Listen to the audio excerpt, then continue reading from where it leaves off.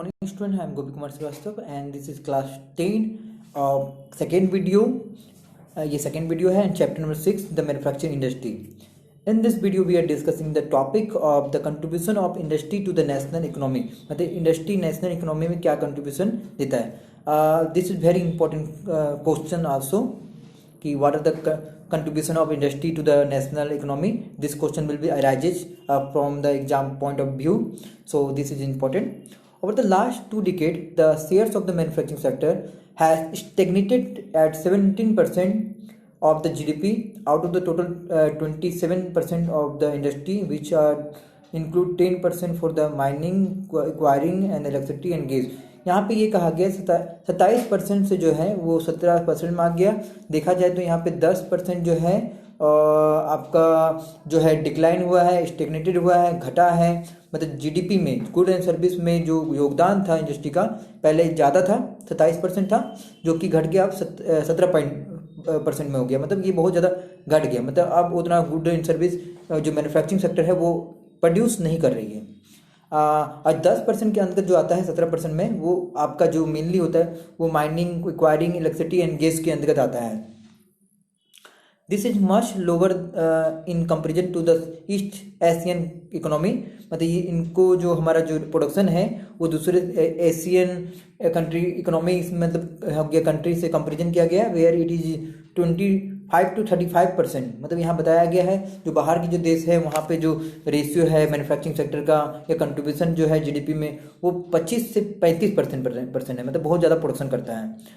The trend of the growth rate in the manufacturing over the last decade has been around 7% per annum. मतलब जो trend बना रहा है कि manufacturing sector धीरे धीरे कितना परसेंट को बढ़ा रहा है तो वो 7% के हिसाब से बढ़ते जा रहा है. The desire growth rate over the next decade is 12%. तो देखा जाए तो ये डिजायर किया जा रहा है, ये आशा किया जा रहा है कि अगले बार जो है 12% बढ़ाया जाएगा, 7% बढ़ के. Since 2003 the manufacturing is one of the again growing at rate of 9 to 10% per annum. तो फिर ये देखा गया 2003 में कि जो मैन्युफैक्चरिंग सेक्टर था वो 9 से 10% फिर से ग्रो किया है, मतलब वो बढ़ा है.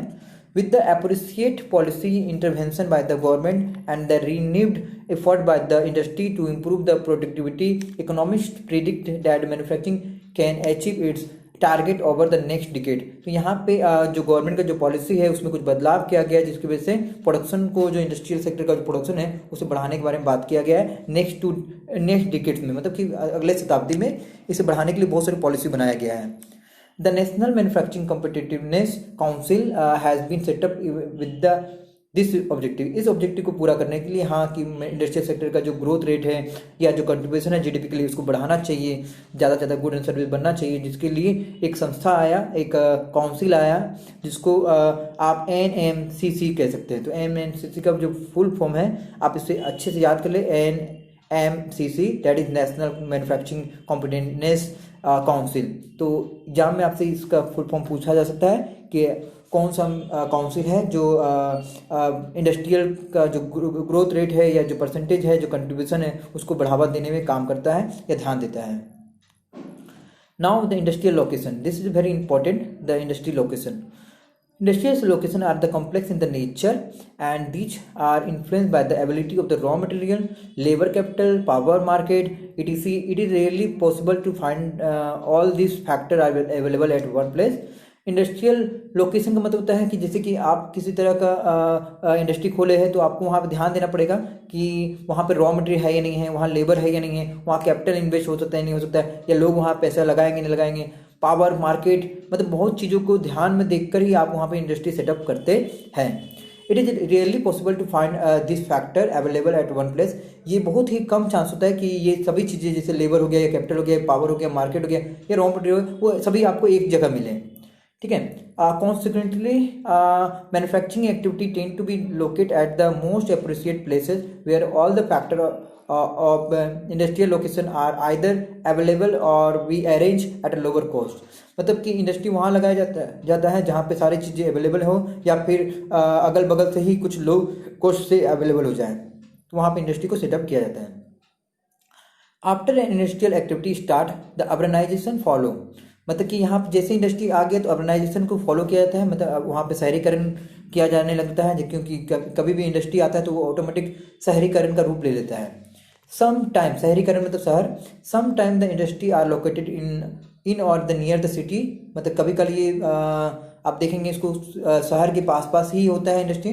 The industrialisation and the urbanisation go hand in hand, तो इसमें यहाँ पे ये दिखाया गया जो इंडस्ट्रियलाइजेशन है और अर्बनाइजेशन है वो हैंड इन हैंड का मतलब ये हो गया कि इंडस्ट्रीज बनेगा और वो अर्बन में पहुंच जाएगा, मतलब सिटी में पहुंच जाएगा। हैंड इन हैंड का मतलब यही हो गया। This provide the market and also provide the services such as banking, ये इस तरह का जो मार्केट है जो अर्बनाइजेशन में, वो बैंकिंग सुविधा, इंश्योरेंस की सुविधा, ट्रांसपोर्ट की सुविधा, लेबर, कंसल्टेंट, फाइनेंशियल एडवाइजर, सभी तरह का फैसिलिटी को प्रोवाइड करता है इंडस्ट्रियल सेक्टर को। It is to the industry, many industry को ये देता है। Many industry tend to be come together to make use of the advantage offered by the urban center known as agglomeration economies, मतलब बहुत सारी जो industry होती है वो सभी अर्बन में आते हैं और इस तरह का फैसिलिटी जो है बैंकिंग को लेकर, इंश्योरेंस को लेकर, लेबर को लेकर, कैपिटल को लेकर, उसको एडवांटेज उठाने के लिए वो वहाँ आते हैं। तो इस तरह का जो सिचुएशन है इसको हम लोग एग्लोमेशन कहते हैं, इकोनॉमिक्स कहते हैं, ठीक ना। तो आप यहाँ पे याद रखिएगा। Gradually the large industrial agglomeration take place, मतलब कि अगर धीरे धीरे देखा जाए तो इंडस्ट्री बढ़ने लगता है। In the pre independence the period most manufacturing unit were located in the places from the point of overseas trade and सर्च एज मुंबई, कलकत्ता, चेन्नई। तो पहले क्या होता था कि जल्दी से पहले इंडस्ट्री वहीं हुआ करता था जहाँ पे ज़्यादा ओवरसीज हो या ट्रेड हो या व्यापार हो, जैसे मुंबई, कलकत्ता, चेन्नई, जहाँ आसपास पानी भी हो। Consequently, there emerged a certain pocket of industrially developed urban center surrounded by the huge agriculture rural hinterland, मतलब यहाँ पे ये कहा गया कि आपका यहाँ पे जो भी जो चीज़ें हैं, जो आपका बहुत सारी इंडस्ट्री है वो अर्बन सेंटर पे ही खोला गया है ताकि वो सभी को वहाँ से गुड्स को प्रोवाइड कर सकें। सो इंडस्ट्रियल लिंकेज को यहाँ पे आप देख सकते हैं कि इंडस्ट्री किस तरह से लिंक है।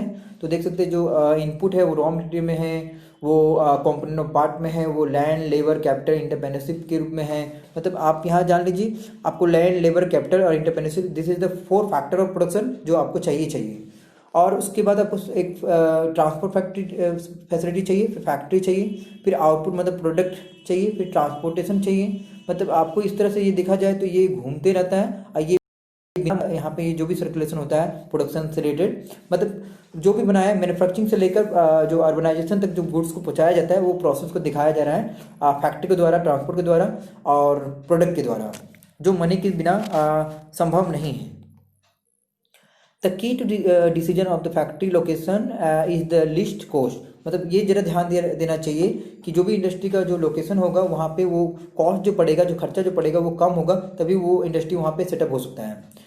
Government policy and the specialist labour also influence the location of the industry, यहाँ पे गवर्नमेंट का पॉलिसी और लेबर का अवेलेबिलिटी भी बहुत इंपॉर्टेंट होता है किसी भी इंडस्ट्री के लिए, क्योंकि अगर वहाँ लेबर नहीं रहेगा तो वो काम कैसे करेगा, और गवर्नमेंट से फेवर में नहीं रहेगा तभी दिक्कत है।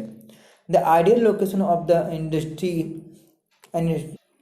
जो आइडियल लोकेशन होता है इंडस्ट्री का उसमें ध्यान दिया जाता है कि cost of obtaining raw material, मतलब कि रॉ मटेरियल का दाम क्या होगा, या प्रोडक्शन साइट क्या है, या डिसीजन किस प्रकार से लिया जाएगा, या कॉस्ट डिस्ट्रीब्यूशन प्रोडक्शन क्या होगा, मतलब इन बातों को ध्यान देकर ही इंडस्ट्री का लोकेशन पता किया जाता है। ठीक है, so this video is completed. So we have questions related to this. This is the question, the name any three physical factor for the location of industry, मतलब किसी इंडस्ट्री का जो लोकेशन होता है उसको जानने के लिए 3 फिजिकल फैक्टर बताना है कि कहाँ पे हमें इंडस्ट्री का जो लोकेशन रखना चाहिए, उसके लिए फिजिकल फैक्टर बताना है आपको। ठीक है, so this is your homework, must write this answer, question answer, and in the previous video I given a question and now I am giving the solution. तो आप देख सकते हैं यहाँ पे इसका जो सोल्यूशन है, ये basic industry are those industry which supply the raw material और product to the manufacturing other goods, and the steel, iron, aluminium, smelting, copper smelting industry are the example of key और basic industry. मतलब ये वो industry है जो raw material provide करता है other manufacturing industry को, ठीक ना, तो उसे हम लोग बेसिक इंडस्ट्री कहते हैं। तो यहाँ पे जैसे आयरन स्टील आयरन हो गया, अल्मुनियम हो गया, तो ये सब चीज़ें जो है आप ध्यान दीजिएगा। This is important topic. So this video is completed. Must write the question given today, and in the next video we are discussing some more about this chapter, the manufacturing industry, and how this industry is very important. So thank you, this video is completed.